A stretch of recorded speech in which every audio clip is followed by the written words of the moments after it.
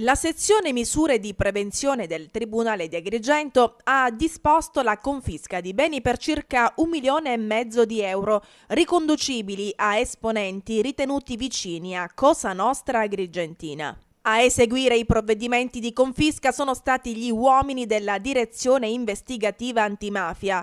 5 i soggetti interessati, tutti attualmente detenuti. Si tratta di Giuseppe Falsone, di 44 anni, di Campobello di Licata, già capomafia della provincia di Agrigento, arrestato il 15 giugno 2010 a Marsiglia dopo oltre 10 anni di latitanza. Simone e Giuseppe Capizzi, padre e figlio, rispettivamente di 71 e 48 anni, entrambi elementi di spicco della famiglia di Ribera. Damiano Marrella, 67 anni, di Montallegro, e Pasquale Alaimo, 45enne, di Favara. Alla confisca dei beni si è giunti dopo le indagini patrimoniali coordinate dall'aggiunto Bernardo Petralia della Procura della Repubblica di Palermo. Al boss Falsone è stata confiscata un'impresa agricola a Campobello di Licata che era stata intestata a un suo familiare, il cui valore stimato è di circa 35.000 euro.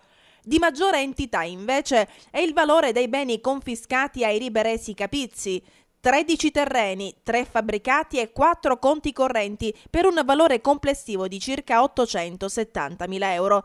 Ricordiamo che Simone Capizzi sta scontando l'ergastolo per l'omicidio del maresciallo dei carabinieri Giuliano Guazzelli. A Damiano Marrella è stato confiscato un immobile e diversi rapporti bancari per un valore complessivo di circa 300.000 euro.